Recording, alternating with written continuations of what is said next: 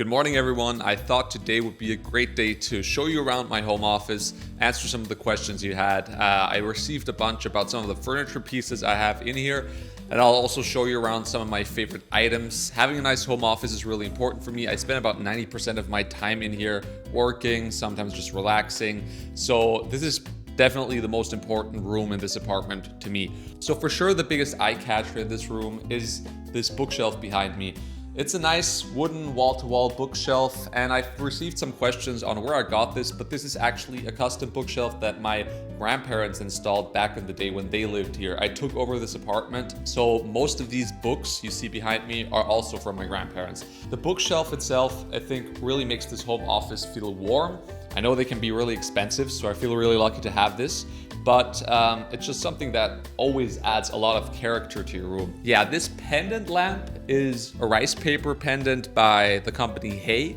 This style of lamp is really popular, but I do think this one has a pretty nice shape to it. It's nice and round, but also has some structure going on.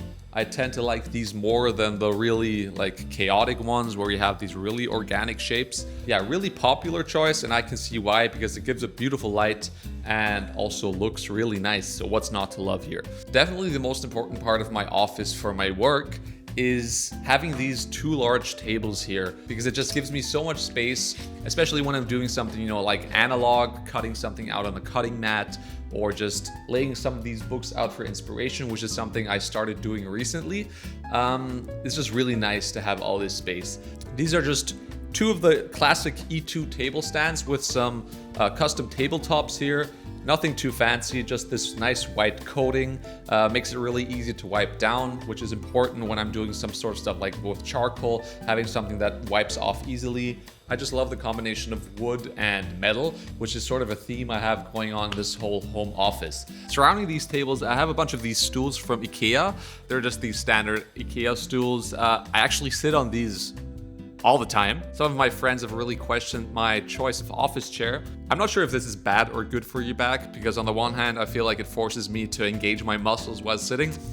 On the other hand, I don't have any back support, so it might be bad in the long run. If some of you know the answer to this, feel free to tell me. In the end, I just really like that they're stackable and that they aren't too dominant, because I think if I had some proper office chairs all surrounding these tables, it would just look a bit crowded. So this is a really nice and clean and minimalist approach, and it's also really easy to sit down from the back. I mean, these are pretty cool and super cheap. I used to always make it my goal to have these tables all cleared, basically just having my computer and maybe a cutting mat next to it. But I recently realized that just defeats the point of having these two large tables. So I started filling it up with a lot of these inspiration books. So having all these books out here, first of all, looks a lot cooler, and also it serves a purpose because I can just walk past and flip through these pages, which is something I would probably never do, or do a lot less often if they were just sitting in the bookshelf. I'm definitely a big proponent of having an office space that inspires you.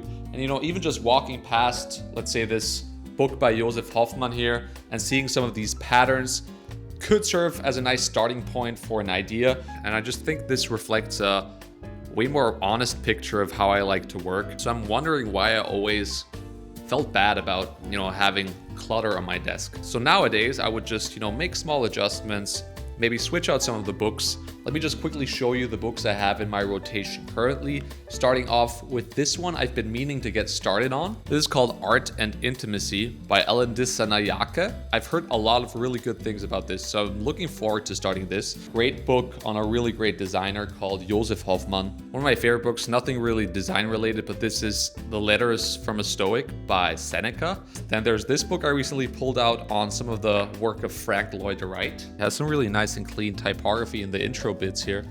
And then lastly, two design marketing classics. This is Zag by Marty Neumeier and Seth Godin's This is Marketing.